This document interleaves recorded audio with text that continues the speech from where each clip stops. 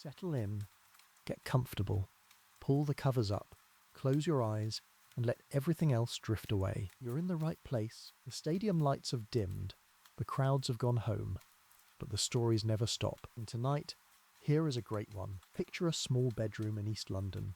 posters covering every inch of the walls, a single boy lying awake long after he should be asleep, replaying, in his mind, a match he watched on television only hours earlier.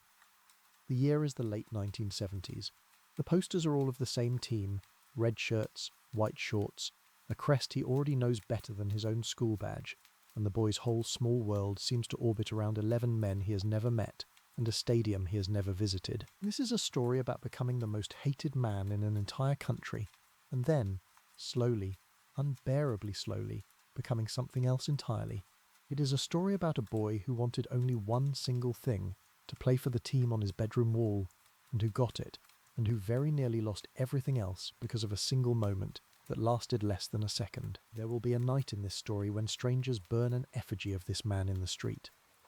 There will be another night, not so many years later, when the same country that hated him will stand and roar his name until their voices give out. Both of those nights are real. Both of them happen to the same person. Let the evening settle around you. Let your body grow heavy. There is nowhere else you need to be, and nothing else you need to do except listen. Here is where it begins.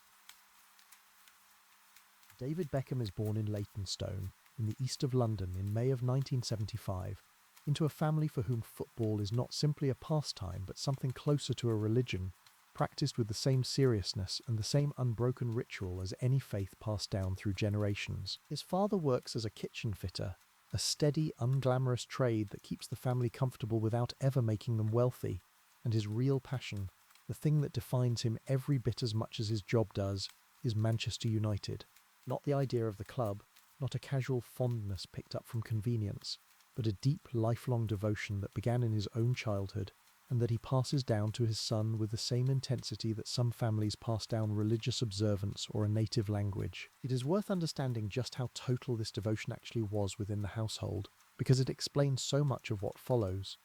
There were no divided loyalties in this family, no casual interest in other clubs or other sports competing for attention. Manchester United was simply the fixed point around which the family's entire sporting life revolved, discussed at length around the dinner table, followed religiously on television and radio, and passed down to David not as one interest among several, but as something closer to an inheritance, a birthright he had done nothing to earn and everything to embrace. David's mother works as a hairdresser, and between the two of them, and later alongside his two sisters, the household in Leytonstone is warm and ordinary and entirely unremarkable, except for the fact that it produces eventually one of the most famous sportsmen the world has ever seen. Nobody watching this family in the late 1970s could possibly have predicted that. The walls of David's bedroom from a very young age become a shrine.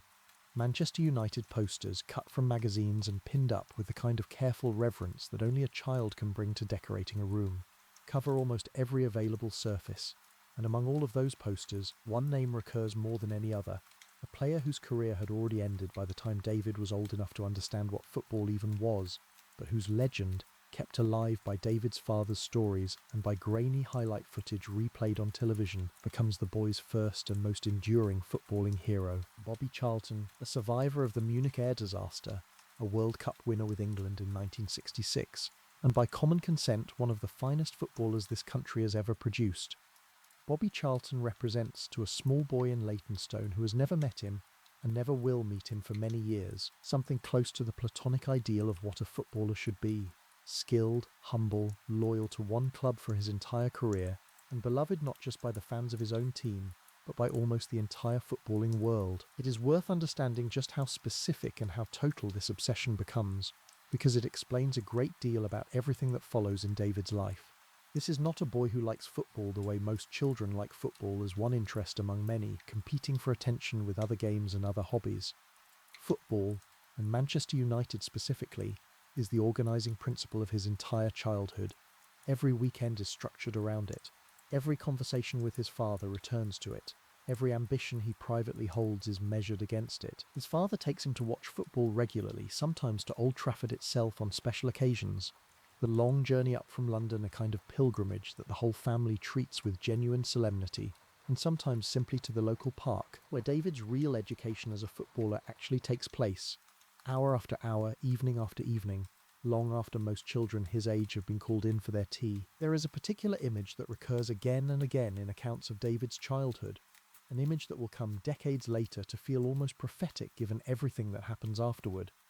It is the image of a boy alone in the local park near his home, practicing free kicks, not casually, not for a few minutes before moving on to something else, for hours, setting up a ball at various distances and angles from a goal, sometimes with jumpers laid down to mark out a defensive wall that exists only in his imagination, and striking the ball again and again and again, chasing a particular quality of curl and dip and placement that he has seen professional players achieve on television, and that he is determined, through sheer unglamorous repetition, to teach his own body to reproduce. This is not talent in the way that George Best's talent revealed itself,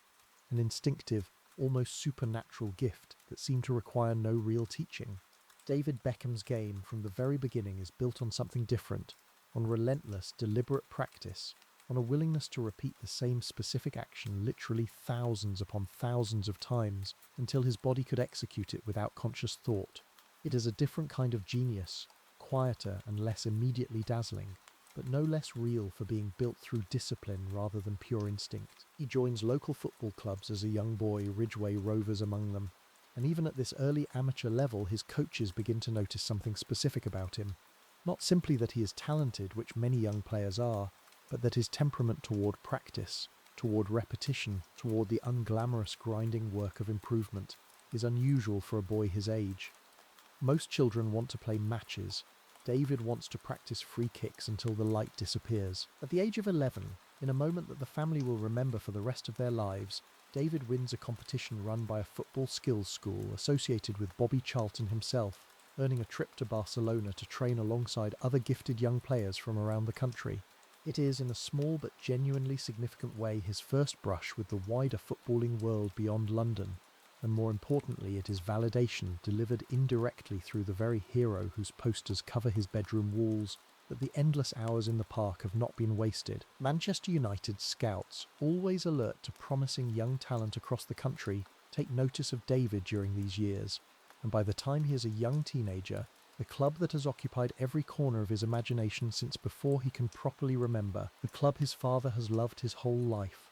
the club whose posters have watched over every night of his childhood, offers him a place in their youth setup for David Beckham and for his father alongside him. This is not simply a football opportunity.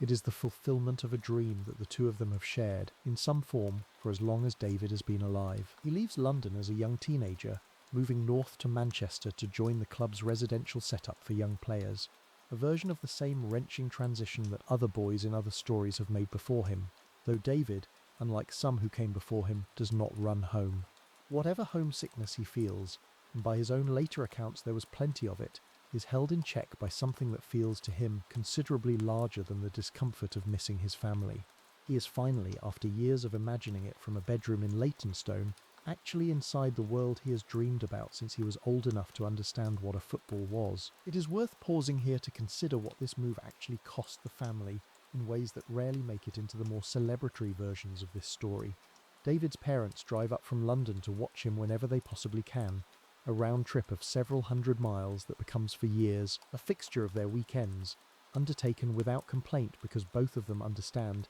in a way that goes beyond simple parental pride, exactly what this opportunity means to their son. They have given him a childhood built almost entirely around this one ambition, and now that the ambition has become a genuine possibility, neither of them is willing to let the distance become an obstacle. The other boys arriving at Manchester United's academy around this same period will in time become known collectively as one of the most celebrated groups of young footballers English football has ever produced, a cohort that includes a ferociously talented young Welshman with electric pace, a pair of brothers from a nearby Manchester suburb whose defensive solidity will anchor the club for over a decade,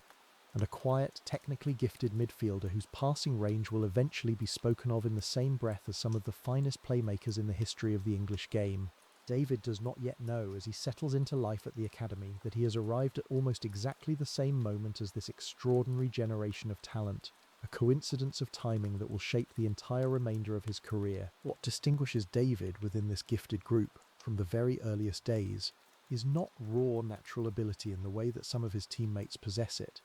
He is not the fastest. He is not the most naturally elusive with the ball at his feet. What he has instead, and what his coaches begin to notice and respect almost immediately, is an almost obsessive professionalism, a willingness to stay behind after every single training session to work on crossing, on striking a dead ball, on the specific technical details of his game that separate a good professional from a truly exceptional one. There is a story, repeated by several people who trained alongside him during these years, of David remaining on the training pitch long after his teammates had showered and gone home, working alone on free kicks with the same solitary intensity he had shown as a boy in the local park near his home in Leytonstone.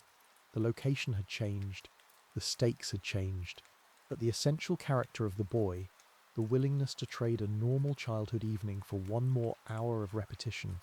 one more attempt at perfecting a single specific skill, had not changed at all. This is, in many ways, the defining quality of David Beckham as a footballer, a quality that will carry him through both the greatest triumphs and the darkest periods of his career. He was never the most gifted player of his generation in the way that some of his contemporaries were gifted, but few players in the history of English football have ever matched his willingness to simply outwork everyone else around him, to treat professional football not as a talent to be enjoyed but as a craft to be relentlessly, endlessly refined. The manager overseeing all of this development, the man whose judgment and whose patience will shape the entire course of David's career, is a Scotsman named Alex Ferguson, already, by the time David arrives at the club, established as one of the most demanding and most successful managers in the English game. Ferguson possesses a particular gift, one that separates him from almost every other manager of his generation, for identifying which young players from an academy intake will actually make the transition into senior first-team football, a transition that claims the careers of the overwhelming majority of even the most promising teenage talents. He watches David and his young teammates train day after day and forms judgments about each of them, judgments that will in time prove to be remarkably accurate. In 1992, David and several of his academy teammates win the FA Youth Cup with Manchester United, a tournament for the country's best young players, and the achievement, while a junior honour rather than a senior one, marks the moment when this particular group of young players first begins to attract wider attention within English football. Journalists and rival clubs alike start to take note of the sheer concentration of talent coming through at Old Trafford at exactly the same time, a group that the press will soon begin referring to, with a shorthand that sticks permanently, as the class of '92. David's own path into the senior first team is not immediate. Professional football does not simply hand opportunities to promising young players regardless of the level of talent already established in a squad, and Manchester United during these years possesses a first team already stacked with experienced internationals and, increasingly, a mercurial French forward whose skill and unpredictability make him one of the most compelling and controversial figures in the entire English game.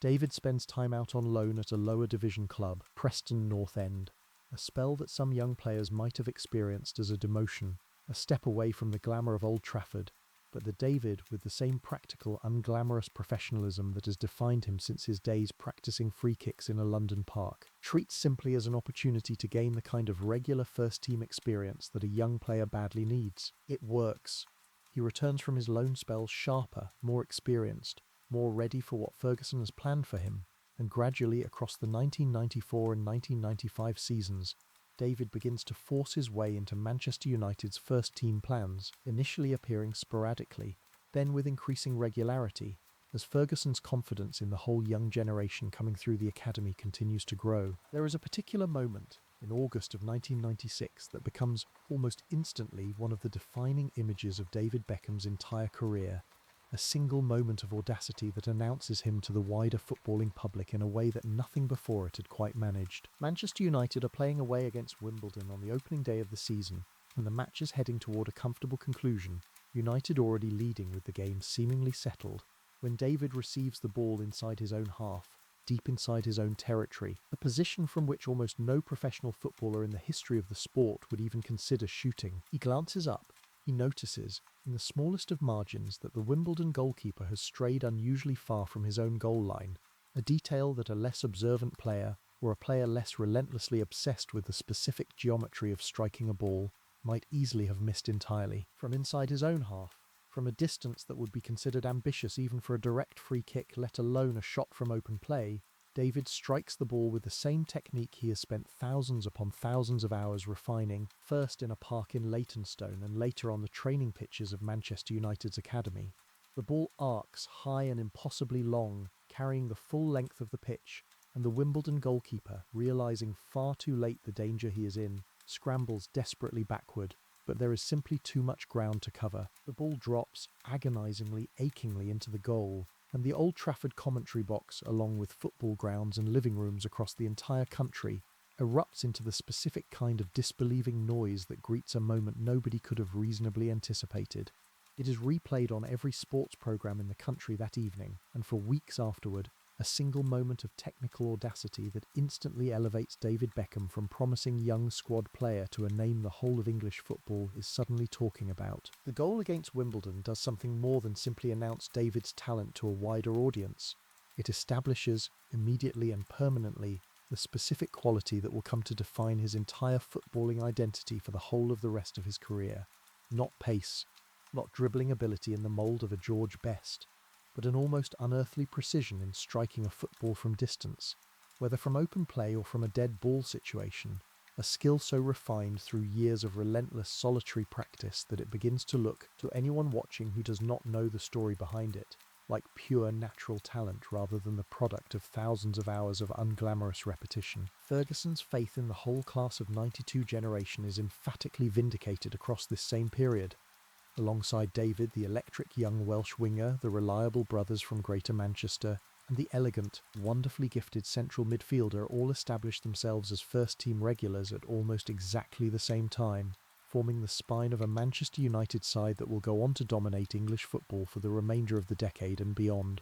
Football pundits who had, only a year or two earlier, questioned whether Ferguson was wise to trust so heavily in unproven young talent are forced to publicly reconsider as this remarkable generation begins collecting league titles with a consistency that quickly becomes the envy of every other club in the country. For David personally, these years represent a period of pure, uncomplicated footballing joy, the closest thing in his entire career to the simple boyhood dream that had sustained him through all those solitary evenings in the park near his childhood home. He is playing regularly for the club his father had loved his whole life, alongside a generation of teammates who will remain close friends for decades afterward, under a manager whose trust in him continues to grow with every passing season.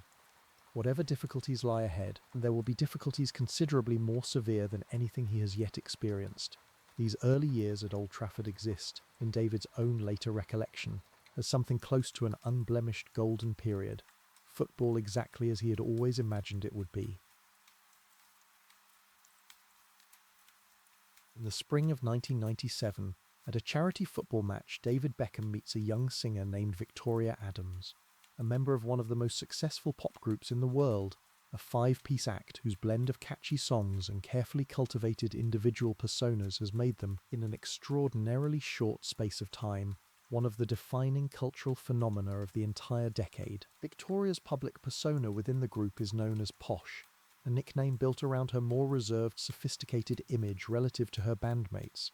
and the meeting between these two young, extraordinarily famous people in their own separate worlds, football and pop music, sparks an immediate connection that neither of them, by their own later accounts, had particularly anticipated. It is worth understanding just how significant this meeting becomes, not simply for the two people involved, but for the wider culture of celebrity in Britain during this period. The late 1990s represent a particular moment in British popular culture, a period sometimes referred to as the era of Cool Britannia,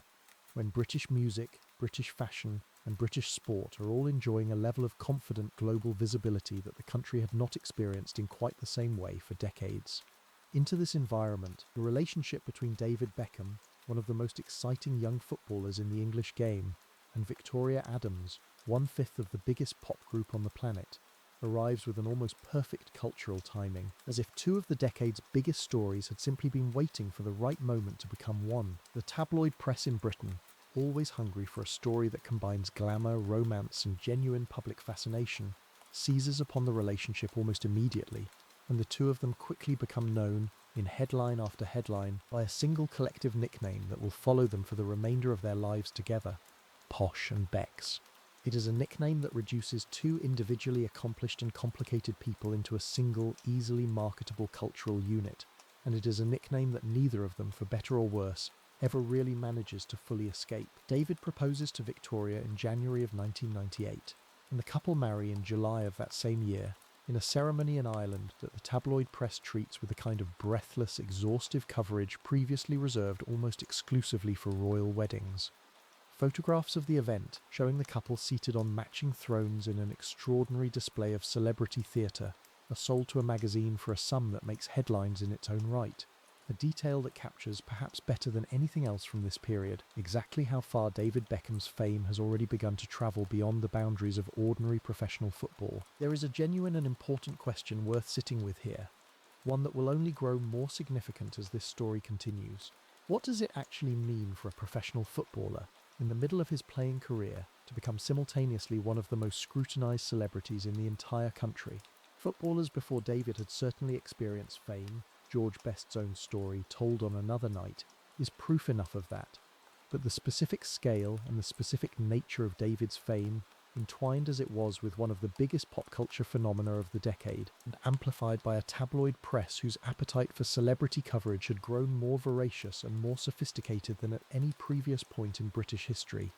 represents something genuinely new. Every purchase the couple makes, every outfit they wear in public, every argument or rumour of an argument between them, becomes fodder for newspaper front pages in a way that goes considerably beyond anything David's football alone would have generated. He is, by the age of 23, no longer simply a talented young Manchester United midfielder. He is one half of the most photographed couple in the entire country, a level of visibility that brings with it advantages certainly in terms of commercial opportunity and cultural influence, but that also brings a level of scrutiny that few professional athletes before him had ever really been forced to contend with. It would be easy, looking back at this period, to assume that David found all of this attention simply overwhelming, an unwelcome intrusion into what should have been a straightforward football career. The truth, based on his own later reflections, is considerably more complicated than that. David has always, since childhood, possessed a natural comfort in front of a camera that some of his more reserved teammates never quite shared, and there is genuine evidence, across many years of interviews and public appearances, that he found real enjoyment in at least some aspects of the fame that came his way during this period. The fashion, the growing sense of himself as a genuinely global figure rather than simply a footballer known within his own domestic league. But there is also, running alongside that enjoyment, a genuine and largely unaddressed vulnerability. The same vulnerability that any young person thrust suddenly into this level of scrutiny might reasonably be expected to feel. David is still, for all the fame beginning to surround him, a young man in his early 20s, still developing as both a footballer and as a person, still learning, in real time and under an unprecedented level of public observation, exactly how to exist inside a version of celebrity that nobody in English football had quite experienced in this particular way before. 1998, the year of David's wedding, is also a World Cup year, and as the tournament in France approaches, all of this personal and cultural context, the marriage, the fame, the tabloid fascination, sits alongside the football itself in a way that most of the England squad's other players simply do not have to contend with. David travels to France as part of Glenn Hoddle's England squad, carrying, whether he fully recognises it himself in the moment or not, a level of public visibility that goes well beyond his teammates. A visibility that will, within a matter of weeks, turn from fascination into something considerably darker and considerably more painful. Before that transformation happens, though, it is worth sitting for a moment inside the specific texture of David's life during this period, because it helps explain the scale of what is about to be lost. Commercial brands, quick to recognise the marketing potential of a footballer whose fame already extends well beyond the back pages of the newspapers into the front pages and the celebrity magazines, begin approaching David with sponsorship and endorsement opportunities that few English footballers before him had ever been offered at this scale. Boot deals, clothing lines, appearances at fashion events alongside his wife, all of it building toward a version of athletic celebrity that Britain, at this point, has genuinely never seen before in quite this specific configuration. Part footballer, part pop culture icon, entirely his own new category. There is something worth noticing in this build-up, a kind of dramatic irony that only becomes visible in hindsight. David Beckham in the early months of 1998 stands at what looks, from every reasonable vantage point, like the very beginning of an extraordinary and largely uncomplicated rise. A young man with a glamorous marriage, a growing commercial empire, and a genuine claim to being one of the most exciting players in the England squad heading into a home continent's World Cup. Nobody around him, not his teammates, not his manager, not the journalists eagerly covering his every move, has any real sense of just how quickly and how completely that trajectory is about to be interrupted. England travel to France for the 1998 World Cup carrying real, if cautious, hope. A squad containing genuine quality across several positions, and a manager in Glenn Hoddle who has built a side capable, on its day, of competing with any team in the tournament. The tournament itself carries an unusual weight for English football, arriving only 2 years after the national side's agonising home semi-final exit at Euro '96. Another painful penalty shootout defeat that had briefly reignited genuine belief before ending, as English tournament campaigns of that particular era so often did, in heartbreak. There is a cautious but genuine sense, travelling into France, that this specific generation of English players, containing a blend of experienced professionals and exciting young talent including David himself, might finally be capable of ending the country's long wait for a return to major tournament glory. David starts the tournament on the periphery of the team rather than at its centre, and there is in the background of his selection throughout the group stage a persistent and uncomfortable subplot involving his manager's public doubts about his focus and his positioning discipline, doubts that Hoddle does not keep entirely private, discussing them in a book published during the tournament itself in a manner that many observers consider an unusual and unhelpful thing for a manager to do about one of his own players in the middle of a World Cup. Despite this, David eventually earns his place in the starting 11, and England progress through the group stage to a last 16 match against Argentina, a fixture that carries, even before a ball is kicked, a certain historical weight given the two countries' footballing rivalry and the political tensions that had coloured earlier meetings between them. A rivalry stretching back through multiple previous tournaments and carrying, on both sides, a genuine and long-standing intensity that goes well beyond the ordinary competitiveness of an average World Cup fixture. The match itself, played in the French city of St-Étienne on the 30th of June 1998, becomes almost instantly one of the most dramatic and most replayed matches in the entire history of England's participation at World Cups. The game swings back and forth, goals traded at both ends, a penalty converted by a remarkably composed 18-year-old English forward named Michael Owen, followed by a moment of individual brilliance from the same young player that briefly threatens to settle the match in England's favour entirely, a mazy dribble and finish that becomes in its own right one of the iconic images of the tournament. Argentina equalise before half-time, and the match remains locked, tense and increasingly physical, deep into the second half. And it is here, in the 47th minute, that the moment which will define David Beckham's public reputation for years to come actually occurs. David is fouled from behind by an Argentine midfielder named Diego Simeone, a robust, combative player who will later become a highly respected manager in his own right. Lying on the ground, in a moment of frustration that lasts, in total, no more than a second or two, David lifts his leg and makes contact with Simeone as the Argentine passes close by him. It is not, viewed honestly and without the emotional weight that the following days will attach to it, a particularly violent or forceful act, a flick of the leg more than a genuine kick, the kind of retaliatory gesture that happens, in one form or another, in professional football matches virtually every single week without generating any particular controversy at all. But the referee, positioned to see the incident clearly, has no hesitation, brandishing a red card and sending David from the field. England, reduced to 10 men for the remainder of the match and the entirety of extra time that follows, hold on heroically, taking the match all the way to a penalty shootout, only to lose on penalties, a cruel and agonising conclusion that English football had already, by this point in its history, become painfully accustomed to. In the moments immediately following the final whistle, amid the raw disappointment of elimination that grips the entire England camp and the whole of the watching country, a very specific and very dangerous narrative begins to take shape, one that requires no encouragement from David himself to spread with extraordinary speed. England lost because David Beckham was sent off. England lost because David Beckham could not control his temper. England's World Cup dream, the dream that an entire nation had allowed itself to believe in for the first time in years, was ended, in this telling, by one moment of individual petulance from the one player already known, thanks to his marriage and his fame, as somehow different from his more straightforwardly ordinary teammates. It is worth pausing here to note something that gets lost in the emotional aftermath of a result like this. something that a calmer, more considered analysis would have made clear from the very beginning. England, even reduced to 10 men, played the remainder of that match with genuine courage and came desperately close to winning it outright. The penalty shootout that ultimately decided the tie could easily have gone England's way regardless of what had happened earlier in the match. Football results at this level are rarely reducible to a single moment or a single player's actions, however dramatic that moment might have been. But football, and specifically the tabloid press covering football in Britain during this period, has very little patience for nuance in the immediate aftermath of a painful national disappointment. A story needs a hero, and a story needs a villain,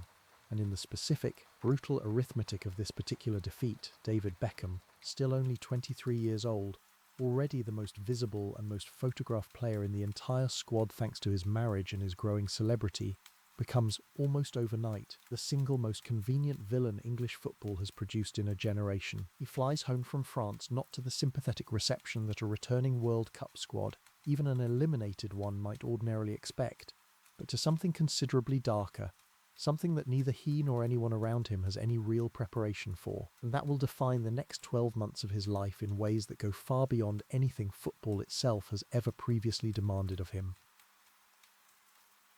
What happens to David Beckham in the weeks and months following the Argentina match is difficult, even now, to fully convey without it sounding like exaggeration, and yet every element of it is a matter of clear historical record, reported at the time by newspapers, television programs, and countless eyewitnesses across the entire country. Tabloid newspapers, the same publications that had spent the previous year breathlessly documenting his wedding and his growing celebrity, turn on him with a ferocity that borders on the theatrical. Headlines brand him a national disgrace. Cartoons depict him in ways designed to humiliate and diminish. Radio phone-in programs fill entire broadcasts with callers demanding he never play for England again, some going considerably further than that in the language they use to describe what they believe he deserves. In pubs and on public transport, in workplaces and on the terraces of football grounds up and down the country, David Beckham's name becomes virtually overnight a byword for national betrayal.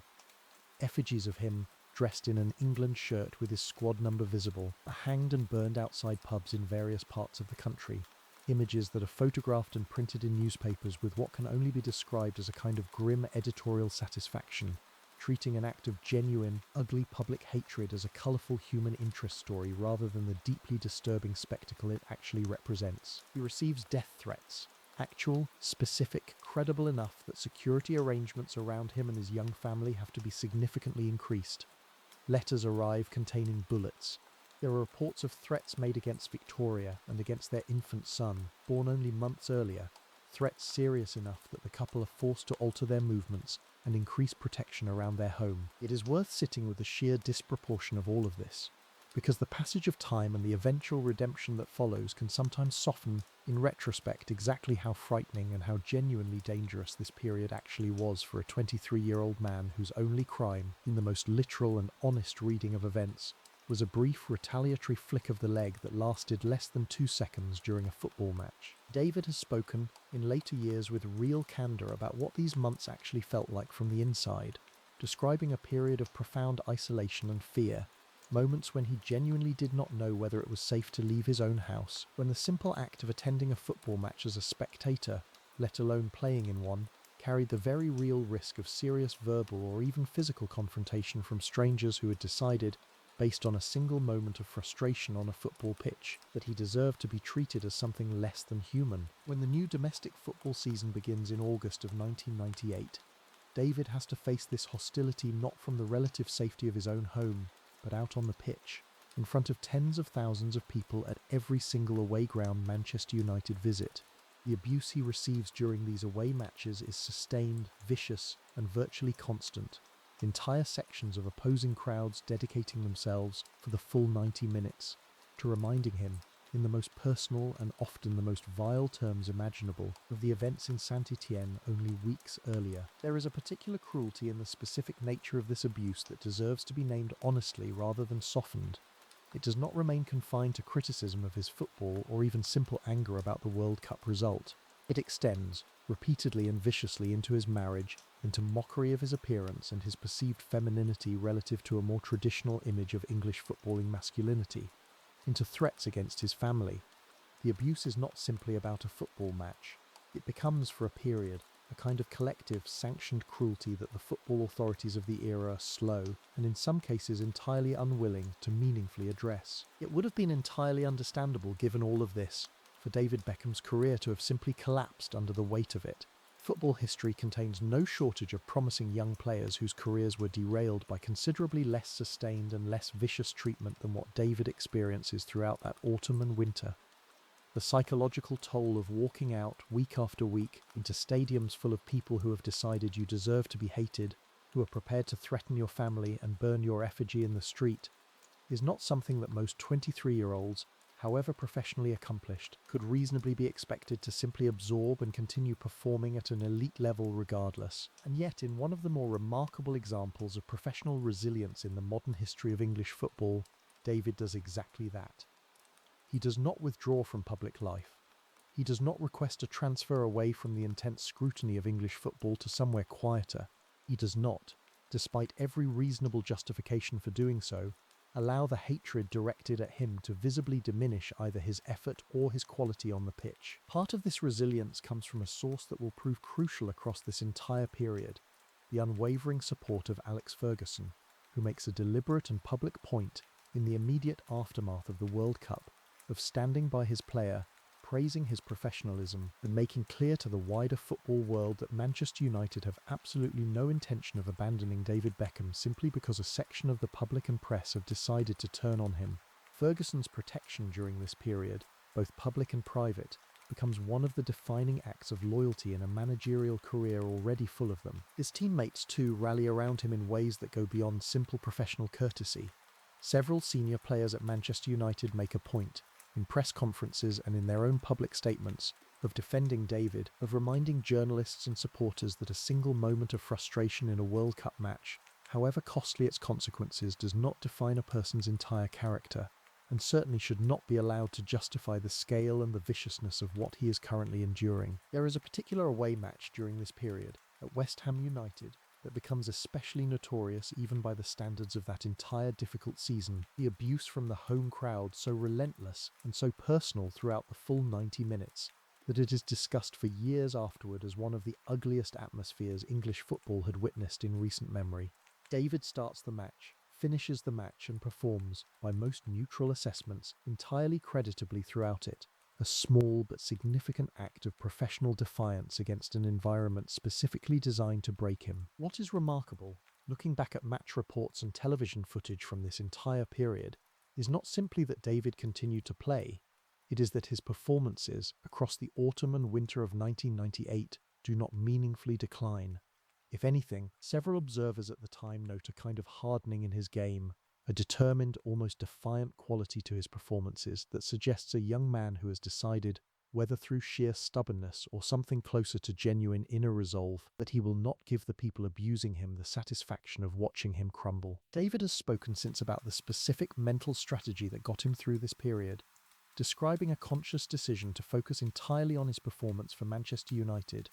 on the trust that Ferguson and his teammates continued to place in him, and on a quiet, private determination that the only meaningful response to being told, by tens of thousands of strangers, that he was worthless, was to continue proving, through his football, exactly how untrue that verdict actually was. It would be dishonest, in telling this part of the story, to suggest that any of this came easily, or that the psychological toll of that period simply evaporated once his performances on the pitch remained strong. David has been candid in interviews given many years later about the genuine and lasting impact those months had on him, describing an anxiety about public spaces and a wariness around strangers that persisted long after the most intense phase of the hatred had subsided. The scars of a period like that do not disappear simply because the person enduring them refuses to publicly show them, but something does begin, slowly and almost imperceptibly at first, to shift in the public mood as that difficult season wears on. Football crowds, for all their capacity for cruelty, also have a capacity to recognise and eventually respect genuine resilience, and as David continues to perform at a consistently high level for Manchester United throughout the autumn and winter, delivering the crosses and the set pieces and the relentless professional consistency that had always defined his game, the volume and the intensity of the abuse, while never disappearing entirely, does begin, gradually to soften at the edges. Nobody watching in those early darkest weeks after St-Étienne could have confidently predicted what was coming next, the specific season that Manchester United, and David Beckham individually within it, were about to produce, a season so extraordinary and so dramatic that it would go a considerable way toward rewriting the entire narrative that the tabloid press had worked so hard to establish around him. The 1998-99 football season becomes, for Manchester United, one of the most celebrated in the entire history of English club football. A campaign that ends with the club achieving something no English side had ever previously managed, winning the League Championship, the FA Cup, and the European Cup all in the very same season. A combination that becomes known permanently simply as the treble. David Beckham is not a peripheral figure in this achievement. He is central to it, playing in the overwhelming majority of the club's matches across all three competitions, delivering the crosses, the set pieces, and the consistent wide play that had always defined his contribution to the team, now performed under a level of personal pressure that few footballers before or since have ever had to carry alongside their football. There is a particular symbolic weight to this season that goes beyond simple footballing achievement, though the achievement itself would have been remarkable under any circumstances.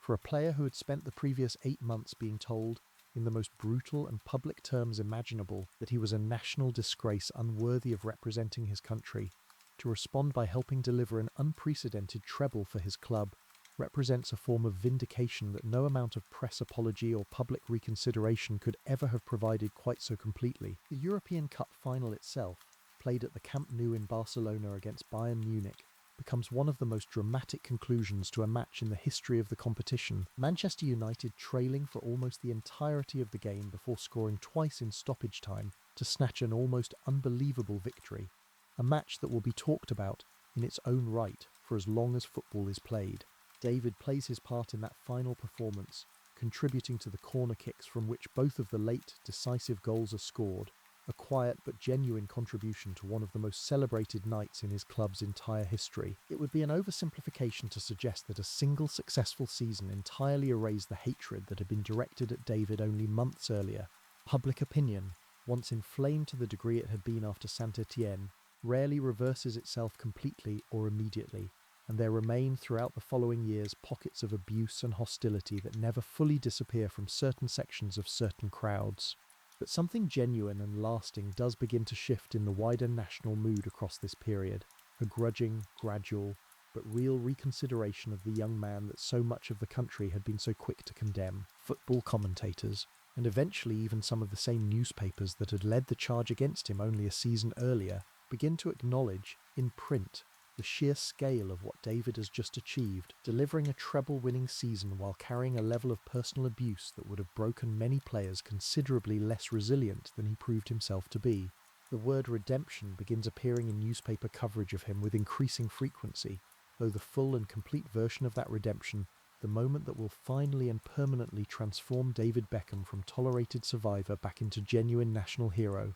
has not yet arrived. That moment, when it finally comes, will not occur in a club shirt at all, but in an England shirt, in the most fitting and the most dramatic circumstances imaginable, on a night when English football's World Cup qualification hopes rest, quite literally on David's own left boot. Before we arrive at that night, it is worth pausing to notice how much David himself appears to have changed across this period, not simply as a footballer, but as a person navigating an extraordinary and largely unprecedented set of pressures. Teammates and coaches who worked with him throughout these years describe a young man who emerged from the darkest months of the St-Étienne aftermath with a noticeably deeper seriousness about his profession, a maturity that seemed to arrive several years ahead of schedule, forced into being by circumstances that would have been considered excessive for a footballer twice his age. His family life too provides a source of genuine stability during this turbulent period.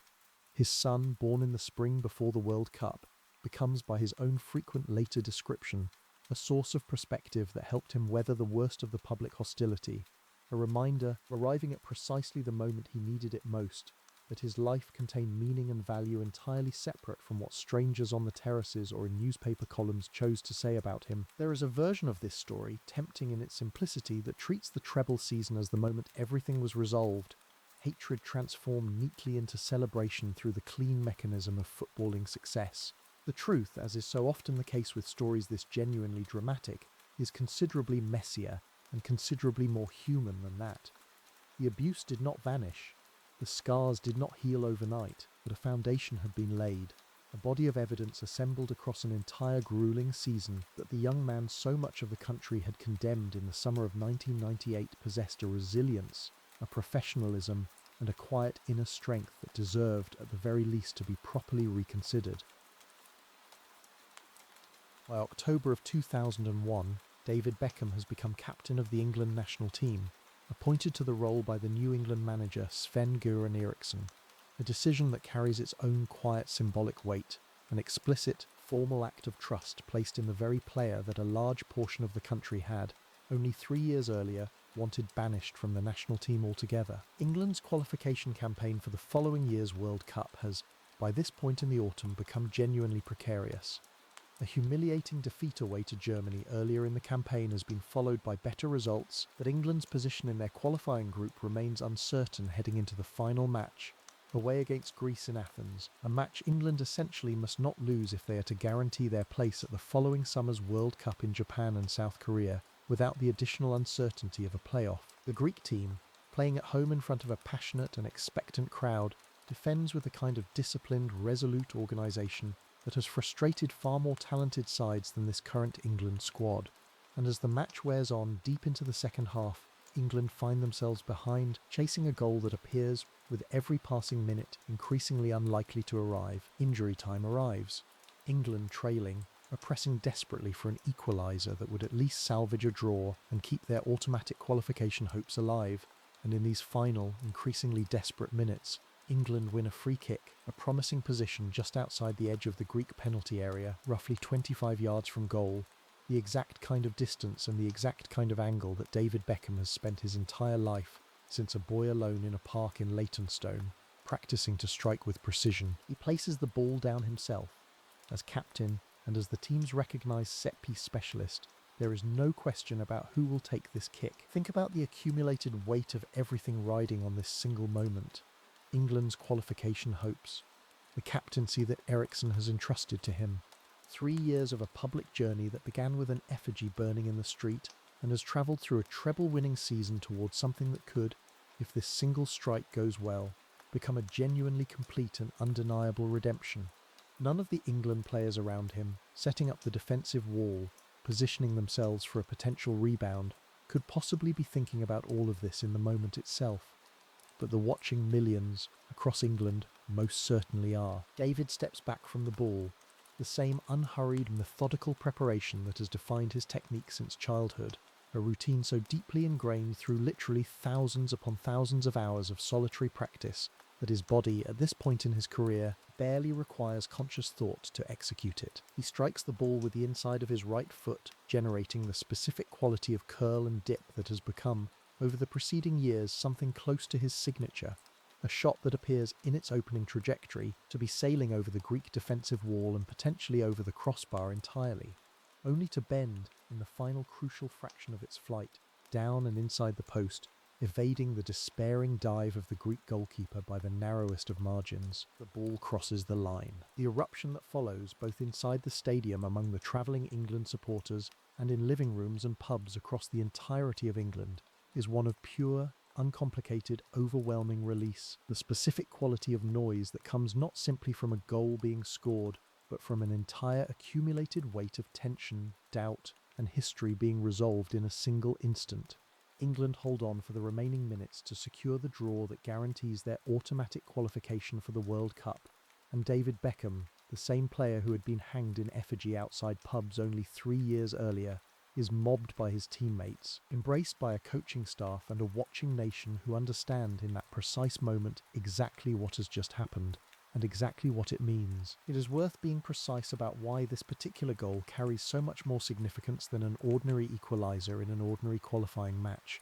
because the significance is not really about the 3 qualification points at stake, important as they were. It is about the specific poetic symmetry of the moment. The player who had been vilified for a moment of ill-discipline in France in 1998 has just single-handedly rescued England's qualification campaign through an act of extraordinary disciplined skill delivered under the captain's armband in the last minute of the final qualifying match, in the most dramatic circumstances the sport could possibly have written for him. Newspapers that had once printed his face inside a target, that had run headlines calling for his exclusion from the national team forever, now run headlines celebrating him as a national hero, a captain, a man who has carried England on his shoulders when the team needed him most. The same tabloid press that manufactured his villainy with such relentless enthusiasm now manufactures, with an equal and almost dizzying enthusiasm, his complete rehabilitation. There is something worth sitting with in this whiplash. Something that says as much about the nature of English football culture and tabloid celebrity as it does about David Beckham himself. The same man, essentially unchanged in character across these 3 years, had been transformed first into a national villain and then into a national hero by forces largely outside his own control, by the specific outcomes of specific moments on a football pitch rather than by anything more substantial about who he actually was as a person. David himself, in later reflections, has spoken about this with a certain wry, hard-won wisdom, understanding that public opinion, however intensely it is expressed in either direction, often has less to do with the person being judged than with the emotional needs of the crowd doing the judging. But whatever the deeper cultural forces at work, the human reality, for David personally, is simpler and considerably more meaningful than any of that analysis. He had endured 3 years of genuine fear and genuine pain, had watched effigies of himself burned in the street, had received threats against his young family, and had chosen throughout all of it to simply keep working, keep practicing, keep believing that his football, given enough time, would eventually speak for itself more loudly than any headline ever could. On that October night in Athens, it finally did. Football, on occasion, produces a symmetry so complete and so dramatically satisfying that it seems almost impossible to believe it occurred by simple accident of a tournament draw, rather than through some deliberate narrative design. The draw for the following summer's World Cup in Japan and South Korea produces exactly this kind of symmetry for David Beckham and for England, placing them in a group stage match against Argentina, the same opponents, the same fixture that had produced the sending off in St-Étienne 4 years earlier. The build-up to this specific match, played in Sapporo in June of 2002, is suffused with an obvious and inescapable narrative weight. Journalists across the country unable to resist framing the fixture explicitly in terms of David's personal redemption story, a chance to close the circle entirely, to complete a journey that began with a red card against this exact opposition, and that could, depending on the outcome, end with something considerably more triumphant. David, now captain of England, walks out in Sapporo carrying, in a way that goes beyond simple footballing stakes, the weight of his own personal history against this specific opponent, whatever calm professional focus he has cultivated across the intervening years. It would be naive to imagine that some part of him is not acutely aware of exactly what this particular match represents. The match itself is tense and tightly contested, both sides wary of a costly mistake in a group stage fixture that carries significant qualification implications for both teams. And then midway through the first half, England win a penalty, awarded after an Argentine defender fouls a young English forward inside the box. David Beckham steps up to take it. Think for a moment about what this specific moment demands of him. Not simply the ordinary pressure that any penalty in any World Cup match carries, though that pressure alone would be considerable. This is a penalty against Argentina, the exact opponents from St-Étienne, taken by the exact player whose reputation had been so thoroughly and so publicly destroyed by his conduct in that earlier match, in front of a watching audience of hundreds of millions of people around the entire world, many of whom are almost certainly thinking, in this precise moment, about the events of 4 years earlier. He places the ball on the spot, he takes his familiar run-up, and he strikes it low and firm into the corner of the goal, sending the Argentine goalkeeper the wrong way entirely. A clean, clinical, thoroughly professional finish that gives England the lead in a match they will go on to win by that single goal. England defeat Argentina 1-0, and the goal that separates the two sides has been scored by David Beckham. It is difficult to conceive of a more perfect or more complete narrative resolution than this, and it is worth remembering that none of it was manufactured or exaggerated for dramatic effect. This is simply what actually happened, recorded and witnessed by an enormous global television audience. A genuine, undeniable footballing fact. The player sent off against Argentina in 1998, hated and threatened for months afterward by significant portions of his own country, has just scored the winning goal against that exact same opposition in a World Cup match 4 years later, as captain of his country. England's World Cup campaign that summer does not end in ultimate triumph. the team eventually eliminated by Brazil in the quarter-finals in a match remembered, at least in part, for a moment of individual quality from a young Brazilian forward that outshines everything England are able to produce in response. But by this stage in the story, the tournament result itself is almost secondary to what David Beckham has already personally achieved across these 4 remarkable years. He has gone from the most hated man in the entire country to captain of the national team, from an effigy burned outside a pub to the scorer of a redemptive winning goal against the very opponents whose match had once threatened to define and destroy his entire career. It is one of the most complete personal and public rehabilitation stories that English sport has ever produced, and by the middle of the 2000s, David Beckham's reputation within English football has been thoroughly and permanently restored, not simply to where it had stood before St-Étienne, but arguably to a considerably higher and more secure standing than he had ever previously occupied. In the summer of 2003, David Beckham's remarkable career at Manchester United, the club he had supported since childhood and represented since his early teenage years, comes to an end, a transfer to Real Madrid concluding a relationship between player and club that had produced 6 league titles, an FA Cup, and that unforgettable European Cup won as part of the historic treble. The circumstances surrounding his departure from Old Trafford are, by most accounts, more complicated and considerably less amicable than the simple language of a transfer announcement might suggest, involving a reported falling out with Alex Ferguson during the previous season that had visibly strained what had, for the better part of a decade, been one of the most important and most protective relationships of David's entire career. Whatever the precise details of that falling out, the departure marks the end of an era both for David personally and for a club that had shaped him from an 11-year-old boy dazzled by posters on his bedroom wall into one of the most recognisable footballers on the planet. Real Madrid, in the summer of David's arrival,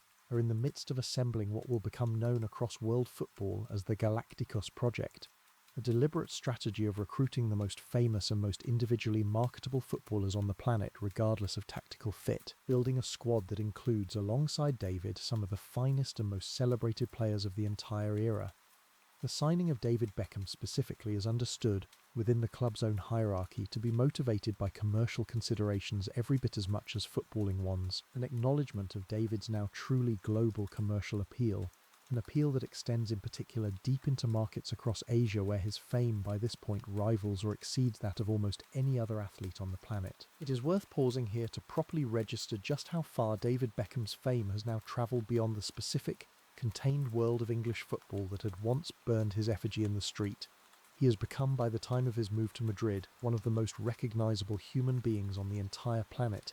His image used to sell products across dozens of countries, his every public appearance generating a level of media attention that few film stars or musicians, let alone athletes, could realistically match. His time at Real Madrid, from a purely footballing perspective, produces a genuine league championship in his final season at the club, alongside performances that, while perhaps never quite reaching the consistent heights of his best years at Manchester United, confirm that his qualities, the still unmatched precision of his crossing and free kick technique, the professionalism that had defined him since childhood, remain entirely relevant at the very highest level of the European game. In 2007, David makes a decision that surprises much of the football world, agreeing to join LA Galaxy in Major League Soccer in the United States, a move that many observers at the time interpret as a step down competitively, but that David and those closest to him understand as something considerably more ambitious, an opportunity to use his own global platform to help grow the game of football in a country where, at that point in history, it remained a distinctly secondary sport behind American football, basketball and baseball. His 2 loan spells back in Italy with AC Milan, arranged during the American off-season, do more than simply satisfy a lingering competitive appetite. They demonstrate, in front of a genuinely sceptical European football press eager to write off his move to America as the beginning of a slow, commercially motivated decline, that David remains capable of performing at a genuinely high level in one of the most demanding leagues in the world, a point he makes with real conviction across a series of performances in Serie A that earn him considerable respect from Italian pundits who had, at the outset, been openly doubtful about what an American soccer player, however famous, could still offer at that level. The scale of David's contract and the accompanying commercial deal with the league itself is unprecedented for American soccer at the time, And while his years in Los Angeles produce a mixed record in purely competitive terms, including loan spells back in Europe at AC Milan that suggest he has never entirely lost his appetite for competing at the highest possible level, the broader project, using David Beckham's global fame to raise the profile of soccer in America, is judged, in the years that follow, to have been a genuine and significant success, credited by many within the American game as a meaningful contributing factor in the sport's subsequent growth across the United States. Throughout these years in America, and in the seasons that follow at Paris Saint-Germain where he plays out the final months of his professional career, David also builds steadily and deliberately a business and philanthropic profile that extends well beyond football itself. He becomes a global ambassador for UNICEF, using his fame to draw attention to the needs of vulnerable children around the world. He builds a fashion and business empire alongside Victoria that makes the two of them, collectively, one of the most successful celebrity brands anywhere on the planet. He eventually founds his own Major League Soccer franchise, Inter Miami, a project that allows him to remain closely involved in the sport that has shaped every single stage of his adult life. There is a particular kind of satisfaction, looking back across the whole of David Beckham's career from this later vantage point, in recognising just how completely he defied the narrow, painful category that a nation's press and a nation's anger had tried to force him into during those darkest months after St-Étienne. He was never, despite everything said and threatened during that period, merely a national disgrace. He became instead one of the most influential and most enduringly admired figures in the entire modern history of English sport, a genuinely global ambassador for the game that had once nearly discarded him entirely. It is worth pausing here, away from the drama of specific matches and specific headlines, to properly consider what actually made David Beckham such an exceptional footballer, because it is easy, in a story containing so much narrative incident, to lose sight of the sheer, specific technical quality that underpinned everything else that happened to him. Unlike some of the other extraordinary talents whose stories share space with his in the wider history of the sport, David Beckham was never primarily an improviser, a player whose gifts revealed themselves through spontaneous, unpredictable brilliance in tight spaces. His genius, if that is even the right word for something built so deliberately and so methodically, existed in a narrower but exceptionally deep register, the striking of a football, whether from open play from a corner or from a direct free kick, with a level of precision that very few players in the history of the sport have ever matched. Football analysts and biomechanics researchers have over the years studied David's specific free kick technique in genuine scientific detail, drawn by the sheer, repeatable consistency of a skill that appeared, to casual observers, almost magical in its ability to bend a football around a defensive wall and into precise areas of the goal that goalkeepers found almost impossible to reach. What these studies generally reveal is not any unusual or unique physical gift, no extraordinary strength or unusual anatomical advantage, but rather an almost unparalleled consistency of technique, built through the specific, repetitive practice that had defined David's relationship with football since he was a small boy alone in a London park. He struck the ball, on his signature free kicks and crosses, with the inside of his foot rather than the more commonly used instep favoured by many other players, a technique that provided him with an unusually reliable combination of accuracy and swerve, the ball's flight curving away from a goalkeeper's expectations in the ball's final approach to goal in a way that made it exceptionally difficult to save even when the goalkeeper had correctly anticipated the general direction of the shot. What separates David from many technically gifted players across the history of the sport is the sheer volume of goals and assists that this single specific technical skill produced across an entire career, a testament not simply to the quality of the technique itself, but to the remarkable consistency with which he was able to reproduce it, match after match, season after season, under pressure that would have caused many technically similar players to see their consistency waver. There is a broader lesson here, one that applies well beyond football itself, about the specific and often underappreciated power of relentless, unglamorous repetition as a route to genuine excellence. David Beckham was never, by his own frequent admission and by the honest assessment of most football historians, the most naturally gifted player of his generation in terms of raw athletic ability, dribbling skill, or first touch. What he possessed instead, cultivated through literally tens of thousands of hours of solitary practice stretching back to his earliest childhood, was a level of technical mastery over one specific and hugely valuable skill that few players before or since have ever matched. His crossing ability, delivered with the same precise technique from wide positions, provided a decade and more of assists for some of the most prolific goal scorers of his era. A contribution that, while perhaps less immediately dazzling to a casual observer than an individual dribbling run or a moment of instinctive skill, proved every bit as valuable to the teams he represented across his career. Teammates who benefited from these crosses over many years speak of a specific, trusted reliability to David's delivery, a sense that if you made the right run into the right space, the ball would arrive exactly where it needed to be, time and time again, with a consistency that few wide players in the history of the English game have ever matched. It is this specific combination, extraordinary technical consistency built through extraordinary discipline, that makes David Beckham's story such a genuinely different shape from either of the two stories told on previous nights in this same series. Where genius announced itself early and almost effortlessly in A Boy from Buenos Aires and A Boy from Belfast, David Beckham's excellence was constructed patiently and deliberately, brick by brick, free kick by free kick, across years of unglamorous, largely unwitnessed effort in parks and training grounds long after his more naturally gifted peers had gone home for the evening. There is a part of David Beckham's story that unfolds almost entirely outside the boundaries of football itself,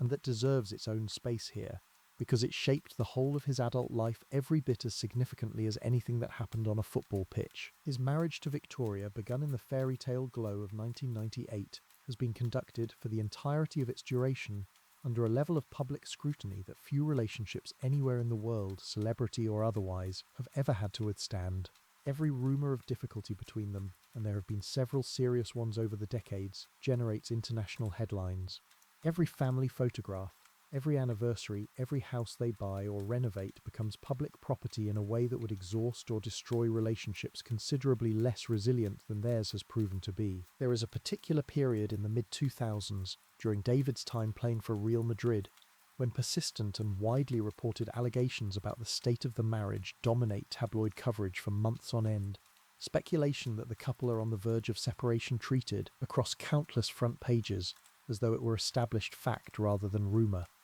The couple weather this period as they have weathered every other difficult chapter of their public life together, largely by refusing to engage publicly with the speculation, continuing to appear together at major events and allowing their evident, ongoing partnership to speak for itself rather than trading accusations through the media in the way that so many other celebrity relationships, under similar pressure, have historically done. 4 children arrive across the span of their marriage, and David has spoken, across many interviews over many years, about fatherhood as the single most important and most grounding aspect of his entire adult life.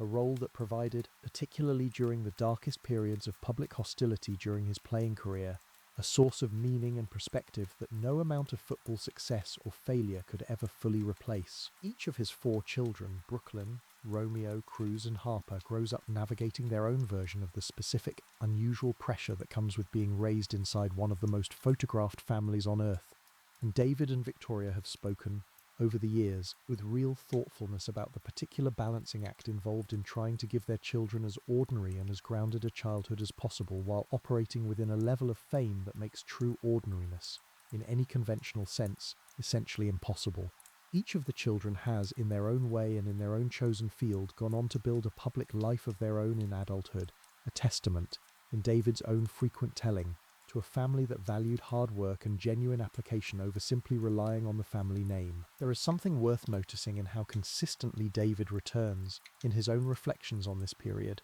to the importance of his family in helping him survive the aftermath of St-Étienne specifically.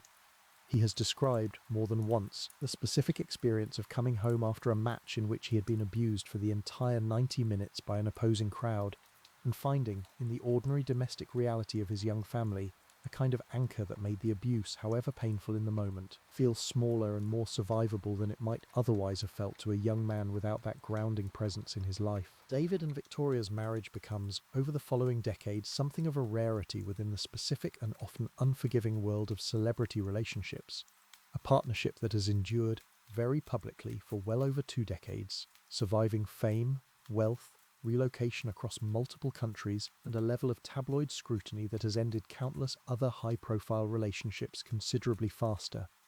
Whatever private difficulties the couple have navigated along the way, and by their own honest admission there have been genuine ones, the marriage itself has proven, across the whole of David's adult life, to be one of the most stable and enduring elements of a public existence otherwise defined by dramatic highs and dramatic lows. It would be incomplete to tell David Beckham's story without acknowledging this dimension of it properly,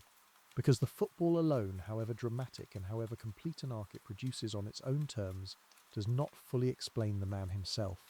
The boy from Leytonstone who fell in love with a pop star at a charity match in 1997 built, across the following decades, not just an extraordinary football career and an extraordinary business empire, but a family life that provided him with exactly the kind of stability and purpose that allowed him to survive periods of public pressure that might otherwise have proven genuinely unbearable. David Beckham retires from professional football in 2013, closing out his final season with a spell at Paris Saint-Germain, a quiet, dignified conclusion to a playing career that had, across nearly 2 decades, travelled from a small boy's bedroom in Leytonstone to some of the biggest stages the sport has ever offered. What follows retirement is, in many ways, an entirely new chapter of public life, one in which David Beckham, the footballer, gradually becomes almost secondary to David Beckham, the global cultural figure, an ambassador, a businessman, a philanthropist, and eventually the owner of his own Major League Soccer club in Miami, a franchise he builds from nothing into one of the most talked about clubs in American sport, eventually persuading the greatest player of a later generation, Lionel Messi, to join him there in one of the most significant transfers in the history of American soccer. His charitable work, particularly his long association with UNICEF, and his founding of a fund supporting children at risk from crises around the world, continues for decades, a genuine and sustained commitment that goes considerably beyond the kind of surface-level celebrity philanthropy that so often accompanies athletes of his fame and wealth. In November of 2025, David Beckham is knighted by King Charles III at Windsor Castle, honoured formally for his services to sport and to charity, becoming, from that day forward, Sir David Beckham. He describes the moment in the aftermath of the ceremony with the same simple, grounded humility that has characterised so many of his public reflections across the decades, recalling a young boy from Leytonstone who could never have imagined, watching Manchester United from a bedroom covered in posters, that his life would eventually lead him to a royal castle to be honoured by his king. There is a genuine and moving symmetry in this final honour, arriving as it does at the end of a story that began with a working-class family's simple, devoted love of football, and that passed along the way through a period of hatred so intense and so public that it is difficult even now to fully convey its scale. The same country that once burned his effigy in the street now recognises him among its most honoured citizens, a transformation so complete that it says as much about the strange, volatile nature of public opinion as it does about David Beckham's own remarkable resilience. It is worth, in these final reflections, drawing out the specific shape of what makes David Beckham's story different from the other tragic heroic arcs that this same series has told on previous nights. Diego Maradona and George Best were both, in their different ways, undone by struggles that never fully resolved, geniuses whose gifts were matched, tragically, by vulnerabilities that eventually consumed a significant portion of what they might otherwise have achieved. David Beckham's story travels a different road entirely, a story not of unresolved struggle but of genuine, hard-won redemption, a young man who endured a period of public hatred as intense as almost anything in the history of British sport, and who responded, not with self-destruction, but with a level of discipline and resilience that eventually transformed him into one of the most respected figures in the entire country. This is not to suggest that David Beckham's path was easier than those of the players whose stories preceded his in this series. The specific psychological toll of the abuse he endured throughout that difficult period was genuine and, by his own later admission, lasting in ways that never entirely disappeared. But where circumstance and illness and unaddressed vulnerability combined to produce tragedy in other stories, something different combined in David Beckham's: a childhood built on relentless discipline, a family that provided unwavering support, a manager who publicly and repeatedly backed him when the rest of the country turned away, and a personal resolve that simply refused to allow a single moment of frustration on a football pitch in France to define the entirety of who he was.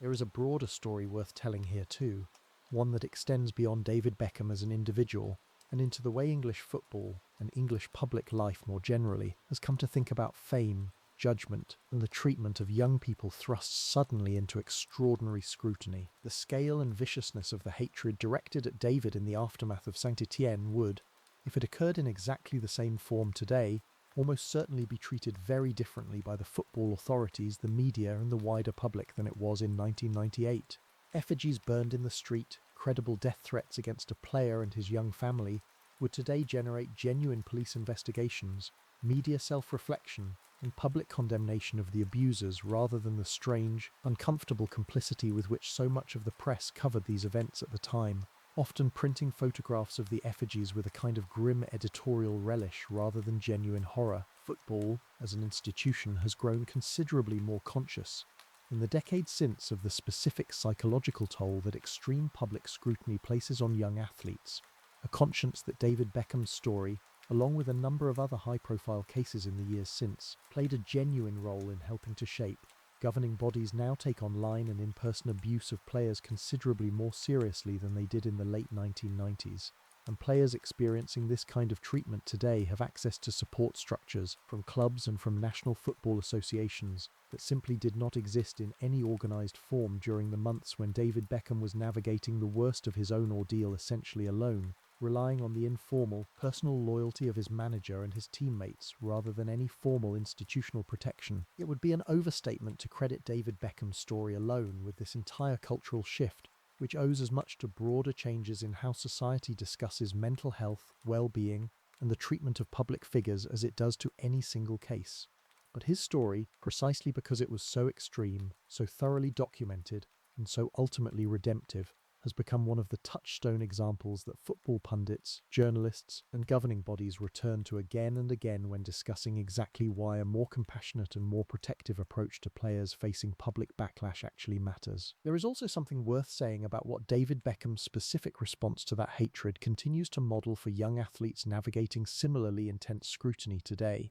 In an era where social media has in many ways made the potential scale and immediacy of public abuse considerably greater than anything the tabloid press of the late 1990s could have generated on its own.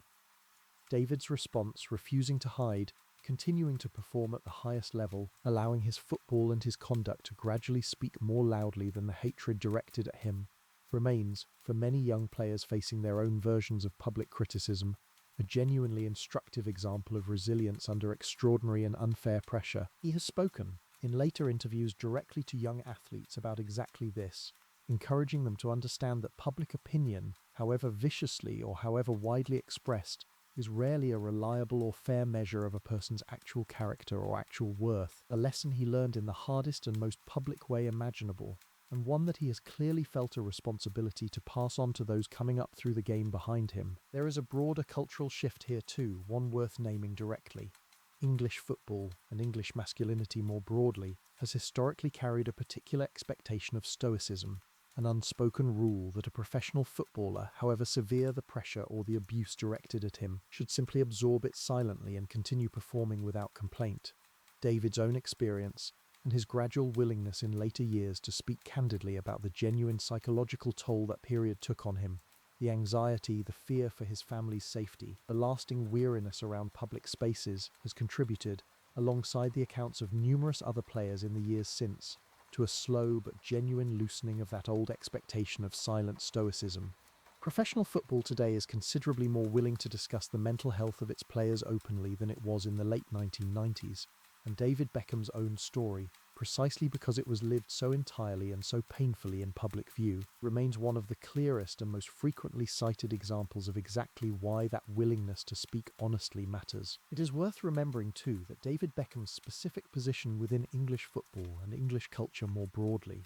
a working-class boy from East London who became one of the most famous people on the planet, who married into a different but equally intense form of celebrity, who built genuine institutional and philanthropic legacies well beyond his playing career, and who was eventually knighted by his king, represents a genuinely unusual and genuinely complete arc within English sporting history. Very few footballers in any era have travelled quite this particular distance, from a bedroom covered in posters to a ceremony at Windsor Castle, while carrying at the very centre of that journey a period of public hatred so severe that it required genuine courage simply to continue turning up to work. Let us go back for a while to where all of this began, because it is only by returning there that the whole shape of the story becomes properly visible. Picture that same small bedroom in East London, decades earlier now than anything we have just described. The walls still covered in posters, a boy still lying awake replaying a match he has watched only hours before on the family television. He does not know in this moment anything about Old Trafford or St-Étienne or Windsor Castle. He does not know about a pop star he has not yet met, about a marriage that will be photographed and discussed by an entire nation for decades, about a red card that will turn his own country against him, or about a free kick in Athens that will turn it back again. He knows only the posters and the crest and the specific private devotion of a boy who has decided with the whole uncomplicated certainty that only childhood allows exactly what he wants his life to become. He knows the local park near his home and the specific, repetitive satisfaction of setting up a ball at a careful distance from an imagined goal, striking it again and again, chasing a quality of curl and dip that he has seen on television and that he is determined, through nothing more than sheer persistence, to reproduce with his own body. There is a version of this story, and it is worth holding on to as we approach its end, in which none of what came later, the fame, the marriage, the hatred, the redemption, the knighthood, actually changes what was happening in this earlier, simpler moment. The boy and the posters and the park were real. The satisfaction he found there was real, uncomplicated, and entirely his own, untouched by anything that would happen to him later. Everything that came afterward, every triumph and every difficulty, grew outward from this same root, this same simple devotion of a boy who loved one football club with his whole heart, and who was willing to spend every available evening of his childhood trying to become good enough to play for them.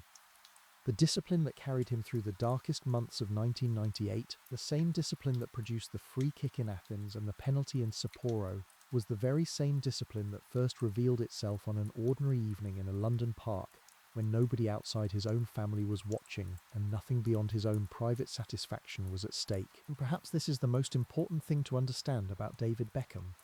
More important in the end than any of the specific details of his fall or his redemption, the resilience that carried millions of people through their own difficult moments, watching him refuse to be broken by a hatred that would have crushed almost anyone else, was never manufactured or performed for an audience. It began, and in some essential sense it always remained, exactly what it had been in that small bedroom in Leytonstone, a boy entirely certain of what he wanted, willing to work for it with a devotion that asked nothing of the world except the chance to keep trying. The difficulties that followed, the red card, the effigies, the death threats, the months of fear, none of this erases that earlier truth. It exists alongside it, the way genuine struggle so often exists alongside genuine purpose in the fullest and most honest accounts of any human life. David Beckham contained both from a very early age. The boy with the posters and the man walking out to a hostile stadium knowing he might be abused for the entire 90 minutes were never two different people.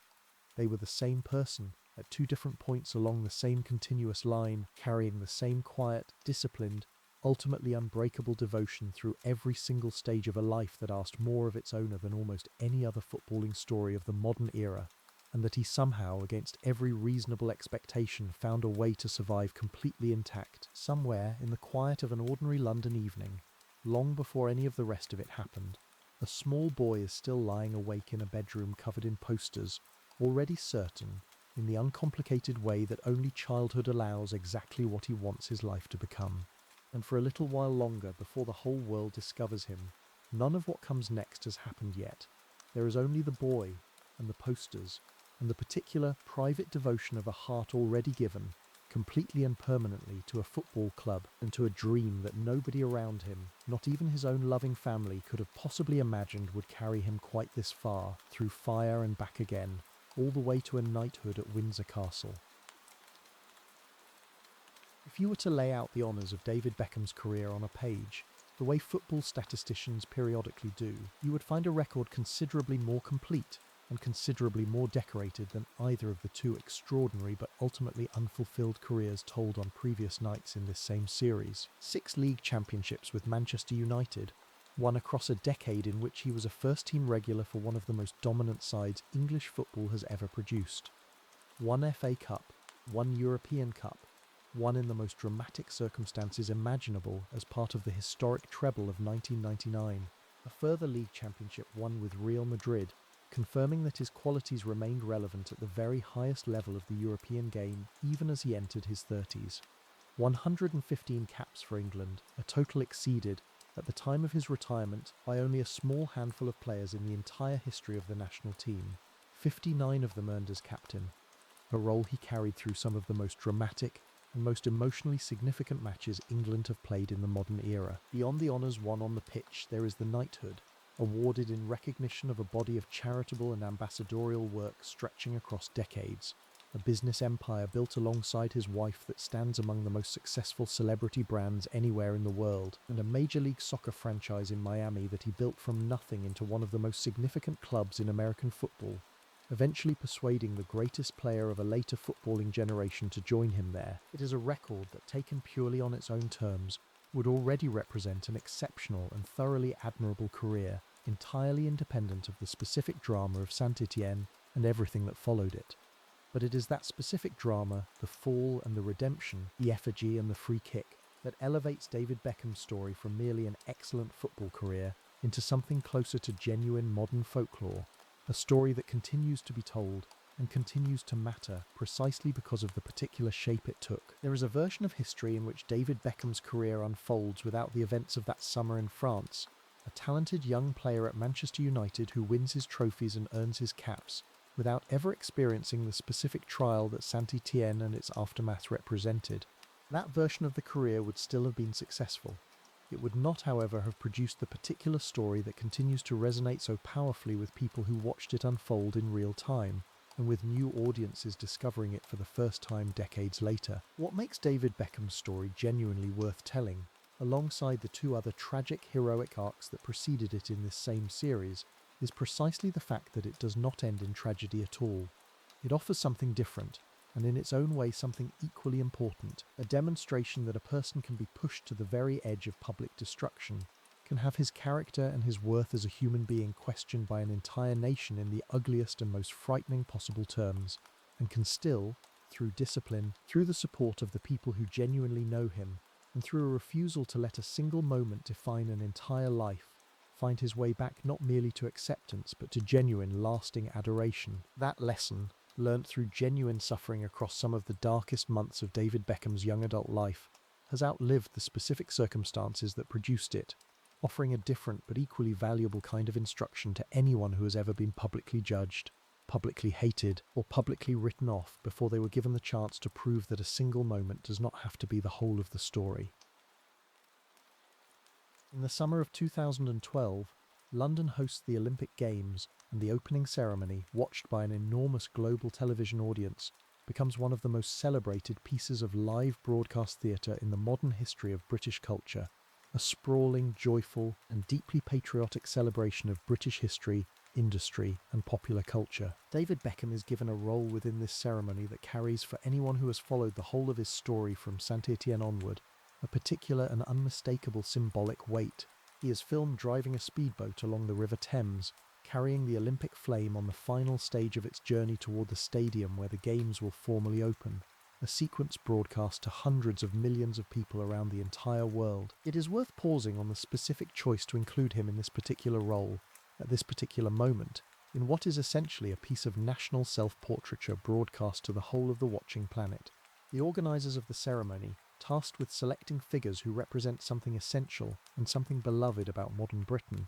chose David Beckham, without any apparent hesitation or controversy, to carry the actual flame of the Olympic Games through the heart of London. Contrast this for a moment with the atmosphere of 1998, when effigies of this same man were burned outside pubs and his own countrymen debated, in newspaper columns and radio phone-ins, whether he should ever be allowed to represent England again. 14 years separate these two moments, and the distance travelled between them, from national villain to a figure trusted to help represent the entire country to a global audience of unprecedented scale, captures, perhaps better than any single statistic or trophy, the sheer scale of the redemption David Beckham achieved across the whole of his adult life. The crowds along the riverbank that evening, and the millions watching on television, respond to his appearance with obvious warmth and genuine affection, a reaction that would have seemed almost unimaginable to anyone who had witnessed the atmosphere directed at him only a decade and a half earlier. It is a moment of pure, uncomplicated national pride,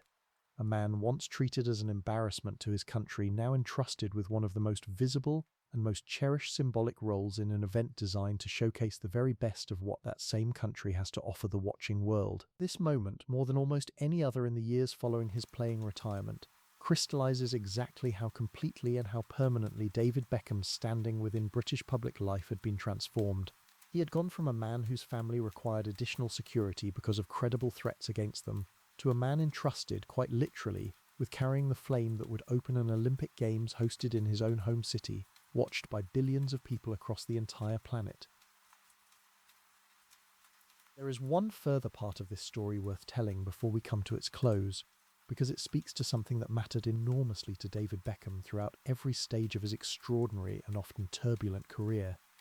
The specific, enduring loyalty of the small group of teammates who came through Manchester United's academy alongside him. The electric young Welsh winger who had arrived at the same academy at almost exactly the same time as David went on to make more first-team appearances for Manchester United than any player in the club's entire history, a career of quiet, sustained excellence stretching across more than 2 decades at the very top of the English game, and remained throughout every difficult period of David's own career one of his closest friends within the sport. The gifted young central midfielder from the same academy generation became, in time, one of the most technically admired English footballers of his era, a player whose passing range and footballing intelligence earned the respect of teammates and opponents alike, and whose own career, spent entirely at Manchester United without a single transfer away, stood as a quiet, almost old-fashioned testament to a version of loyalty and consistency that the modern game, increasingly driven by transfer fees and commercial considerations, would make considerably rarer in the decades that followed. The two brothers from Greater Manchester, defensive figures within that same remarkable generation, went on to build their own significant careers and their own significant reputations within English football, one of them becoming one of the most capped defenders in England's history, and both of them remaining, across the decades, part of the same tight, enduring circle of friendship that had first formed in the academy dormitories and training pitches where all of these young players had grown up together. What is worth noticing about this specific group of friendships is how consistently they endured across every stage of David's career, through the extraordinary highs of the treble and the multiple league championships, through the specific darkness of the St-Étienne aftermath, and through the years of increasing global fame that might easily have pulled a less grounded person away from the ordinary, unglamorous loyalty of old friendships. David has spoken, on numerous occasions, about how much the support of these particular teammates meant to him specifically during the worst of the abuse he received following the World Cup, describing a dressing room that closed ranks around him almost instinctively, refusing to let the hostility from outside the club change how they treated one of their own. This same generation of players, taken together, became known throughout English football simply as the Class of '92, a group whose collective achievement, breaking into and then dominating one of the biggest clubs in the world at almost exactly the same moment, remains one of the most remarkable stories of coordinated young talent that English football has ever produced. And within that story, David Beckham's own journey, from the most celebrated of the group's early breakthrough moments to the most publicly tested of its members during the depths of 1998, stands as a particular reminder of how much genuine, unglamorous friendship can matter when the wider world turns hostile. It is worth remembering, amid all the drama of red cards and effigies and redemptive free kicks, that David Beckham did not survive the worst period of his career purely through his own individual resolve. He survived it because a manager believed in him publicly when almost nobody else would, and because a small group of friends, forged together as boys in a football academy in Manchester, simply refused to let him face that hostility entirely alone. There is a further dimension to David Beckham's story that deserves its own space here, one that goes beyond his personal redemption and speaks instead to the specific role he played in changing football's relationship with the wider world during a period when the sport was only just beginning to understand its own truly global commercial potential. During his years at Real Madrid, David becomes part of a series of pre-season tours through Asia that draw crowds and levels of media attention unlike anything club football had previously experienced in that part of the world. In Thailand, in China, in Japan, hundreds of thousands of fans gather simply to catch a glimpse of the touring squad, with David himself, thanks to his unique combination of footballing fame and broader celebrity appeal, drawing a level of individual adulation that even his considerably more decorated teammates at the club often cannot match. This is worth pausing on, because it represents something genuinely new within the history of the sport. Football had, of course, always had genuinely global appeal, but the specific commercial machinery for translating that appeal into the kind of sustained, structured global business that the sport now represents was, in the early years of David's career, still relatively undeveloped. David Beckham, more than perhaps any other individual footballer of his generation, becomes a kind of test case for exactly how far a single player's fame could extend the commercial reach of the game itself into markets that had, until that point, engaged with football in a considerably more casual and considerably less commercially significant way. His later move to Major League Soccer in the United States extends this same project even further,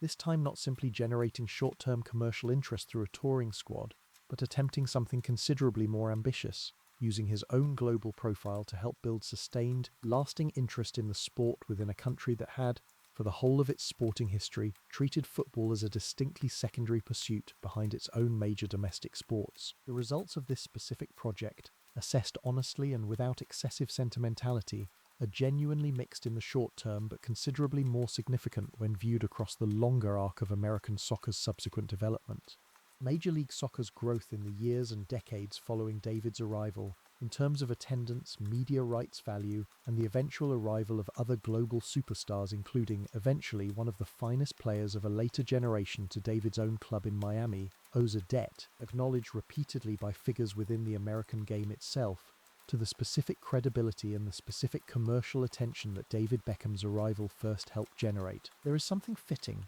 looking back at this whole aspect of his career, in recognizing that the same qualities that had once made him such a lightning rod for public hostility, his unusual visibility, his comfort in front of a camera, his existence as something more than simply a footballer in the eyes of the wider public, became, once properly channeled in the later stages of his career, genuinely valuable tools for growing the sport he had loved since a small boy in Leytonstone, into new corners of the world that had never previously paid it much serious attention at all. It is a different kind of legacy than the goals and the trophies, quieter and less immediately dramatic, but genuinely significant within the broader history of how football became the truly global sport it now represents, watched and loved in almost every country on earth, in no small part because of pioneering efforts like the ones David Beckham helped lead during a pivotal period of the sport's international commercial expansion. There is a further quieter dimension to this same legacy worth mentioning, one that receives considerably less press attention than the global tours and the record-breaking transfer fees,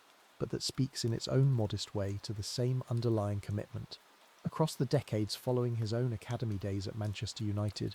David has remained closely involved in various grassroots football initiatives aimed at giving young players from backgrounds similar to his own, working-class children without significant financial resources, genuine access to the kind of structured coaching and facilities that had once given him his own start in the game. Academies bearing his name or benefiting from his direct financial support have appeared in various countries over the years, a small but consistent thread of continuity running through a career otherwise defined by its extraordinary scale and its extraordinary visibility. It would be easy, telling a story this dramatic, to focus exclusively on the headline moments, the red card, the effigies, the free kick, the knighthood, and to lose sight of this quieter, more consistent thread of genuine investment in the next generation of players coming through exactly the kind of pathway that had once given a small boy from Leytonstone his own improbable start. But it is worth remembering, because it speaks to something essential about how David Beckham has understood his own good fortune across the whole of his adult life, not simply as something to be enjoyed privately, but as something carrying a genuine responsibility to be passed forward to those coming up behind him. So here, at the end of the night, is where we leave him. Not in the tunnel at St-Étienne, walking off a football pitch as the most hated man his country would produce in a generation. Not surrounded by the smoke of his own effigy burning outside a pub in a town he had never visited. Not even on that speedboat on the Thames, carrying an Olympic flame past crowds who had long since forgiven him and grown to love him instead. Let us leave him instead somewhere quieter. A small bedroom in Leytonstone, sometime in the late 1970s. The walls covered in posters, a boy lying awake in the dark, replaying, over and over, a match he has watched only hours earlier, already certain, with the whole uncomplicated conviction that only childhood allows, exactly what he wants his life to become. Think about the whole shape of it. A boy from an ordinary East London family, who loved one football club with a devotion that bordered on the religious, who taught himself alone in a local park, a skill so specific and so relentlessly practiced that it would eventually become one of the most recognizable techniques in the entire history of the English game. A young man who broke into the greatest club side of his generation, who married one of the most famous women in the world, and who seemed for a brief shining period in the spring of 1998 to have been handed a life without any real limit on how far it might go, and then a single brief moment of frustration, lasting less than 2 seconds, that very nearly cost him everything. Effigies burned, death threats received, an entire nation, for a period of months that must have felt, from the inside as though they would never end, deciding that this one young man deserved to be treated as something less than human. Both of these men were David Beckham. Neither one existed without the other. The same discipline that had carried a boy through thousands of solitary hours in a London park carried a young man through the worst abuse English football has ever directed at a single player, and the same quiet, stubborn resolve that refused to let genius arrive easily also refused, when the entire country turned against him, to simply disappear. There is no version of this story where David Beckham skips the hatred and goes straight to the knighthood. The redemption only means what it means because of exactly how dark the months before it actually were. You cannot have the free kick in Athens without first having endured the effigy burning outside the pub. You cannot have Windsor Castle without first having survived St-Étienne. The whole shape of the story depends on both halves being equally real, equally weighted, neither one cancelling out the other, each one giving the other its full and proper meaning. Football has given us other stories of genius undone by circumstance, other tragic, heroic arcs where talent and vulnerability arrived so completely entangled that neither one could survive without eventually damaging the other. David Beckham's story offers something different, and in its own way something just as worth carrying with you tonight. A demonstration that it is genuinely possible to be pushed to the very edge, to have your character and your worth questioned by millions of strangers in the ugliest possible terms, and still, through sheer patient discipline and the loyalty of the people who actually know you, find your way all the way back. It is in the end a quieter kind of miracle than a goal scored from the halfway line or a dribble past 5 defenders, but a miracle all the same, the simple, hard-won miracle of a person who was told by an entire nation that he was finished, and who simply, quietly, patiently proved them wrong. Somewhere tonight, in the part of East London where a small boy once lay awake surrounded by posters of a football team he loved more than almost anything else in the world, there are still people who remember him exactly as he was before any of the rest of it happened. Just David, a boy with a dream, and a park nearby, and an entire unwritten life still waiting patiently in front of him. Let that be the picture you carry with you as you drift off tonight. Not the effigy, not the abuse, not even the flame carried down the Thames in front of a watching world. Just the boy, and the posters, and the particular private certainty of a child who already knew, long before anyone else did, exactly what he wanted his life to become. That certainty was real. It never stopped being real, however dark the years that followed it turned out to be. And it is that certainty, more than any trophy or any headline, that carried him through every single test his extraordinary life placed in front of him, from a bedroom in Leytonstone to a stage at Windsor Castle, with an entire nation's forgiveness, and eventually an entire nation's love, waiting for him somewhere along the way, patiently, the whole time, even when he could not yet see it coming. Rest now. Let all of this settle. Let your body grow heavy and your mind grow quiet. The stadium lights have dimmed. The crowds have gone home. But the stories never stop. And they never really finish either. Not the good ones. Not the ones worth telling twice. Sleep well, David. Rest easy, knowing the whole story, every difficult part and every triumphant part of it,